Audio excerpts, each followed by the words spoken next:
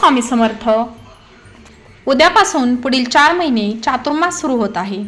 चातुर्मासामध्ये अनेक लोक विविध व्रत उपवास करतात. तर चातुर्मासामध्ये ही एक सेवा केल्यास लक्ष्मीनारायण प्रसन्न होतात. उद्या आहे आषाढ शुद्ध एकादशी.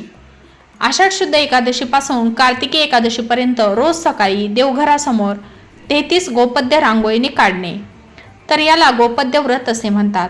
हे व्रत केल्याने 33 कोटी देवांचा आशीर्वाद आपल्याला मिळतो. तसेच भगवान श्री महाविष्णूंची सेवा ही घडते. तर ही सेवा संपूर्ण चातुर्मासात करायची आहे.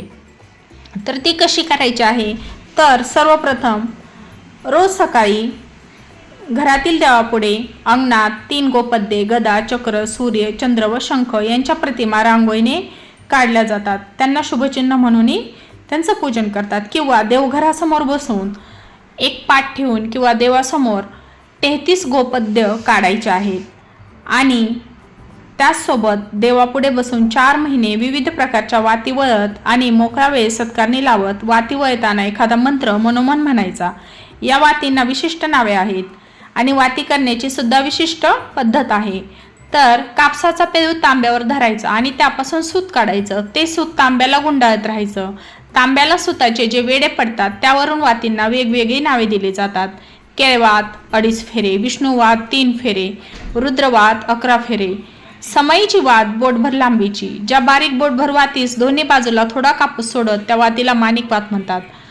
तर ह्या सर्व वाती तुपात भिजून दररोज 11 या संख्येने चातुर्मासात 4 महिने देवापुढे लावायचे असतात. समजा हे जमलं नाही तर गोपद्य हे अतिशय सोयीस्कर किंवा म्हणजे खूपच असं सोपं असं हे व्रत आहे, तर ते तुम्ही नक्की करू शकता. तर गोपद्य व्रत हे उद्यापासून सुरू करायचं आहे. उद्याच्या आषाढी एकादशीपासून देवघरासमोर नित्यनेमाने 33 गोपद्य काढायचे आहेत व त्याची पूजा करायची आहे. त्याचबरोबर श्री विष्णू सहस्रनाम स्तोत्राचं पठण करायचं आहे. श्री पुरुष सूक्त व श्री सूक्त पठण करायचं आहे.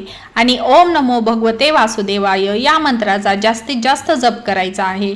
तर अत्यंत प्रभावी अशी श्री विष्णूंची ही सेवा उद्यापासून नक्की करा आणि या सेवेने नक्की 100% लोकांना अनुभव येतात. तुमच्या तर हे गोपद्य व्रत करताना काही उपवास वगैरे धरायचा नाही किंवा एखादं व्रत ही म्हणजे निरंकार राहायचं नाही किंवा जेवण वगैरे करायचं नाही असं काही नाही. तर फक्त देवापुढे तुम्हाला काय करायचं आहे, सकाळी रांगोळीने हे गोपद्य काढायचं आहे. तर काढताना सुरुवातीला तुम्हाला अगोदर 7, त्यानंतर 6, 5, 4, 3, 2 आणि नंतर 1 असे बरोबर 33 गोपद्य तुम्हाला रांगोळीने काढायचे आहेत व त्याची पूजा करायची आहे.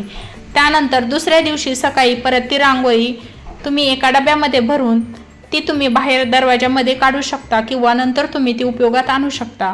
आणि नंतर नवीन रांगोळी तुम्हाला पुन्हा दुसऱ्या दिवशी सकाळी काढायची आहे. तर अशा पद्धतीनं पूर्ण 4 महिने चातुर्मास संपेपर्यंत तुम्हाला हे गोपद्य व्रत करायचं आहे. आणि तुम्हाला जर वाटलं असेल की रांगोळी फेकू द्यायची नाही तर ती डब्यामध्ये भरून नंतर तुम्ही ती दरवाजामध्ये रांगोळी काढण्यासाठी यूज करू शकता.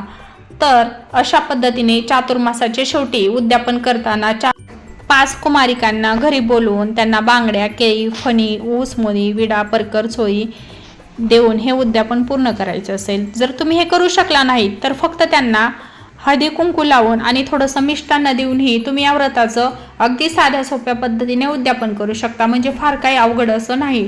तर अशा पद्धतीनं तुम्ही हे गोपद्य व्रत करायचं आहे आणि दररोज पूर्ण 4 महिने हे व्रत पूर्ण करायचं आहे. तुम्हाला या सेवेचा अनुभव नक्कीच येईल. तर अजूनही बऱ्याच जणांनी जर चॅनलला सबस्क्राईब केलेलं नसेल तर सबस्क्राईब करा आणि अशाच माहितीपूर्ण व्हिडिओसाठी प्रेरित करा. पुन्हा भेटू नवीन व्हिडिओसह. धन्यवाद.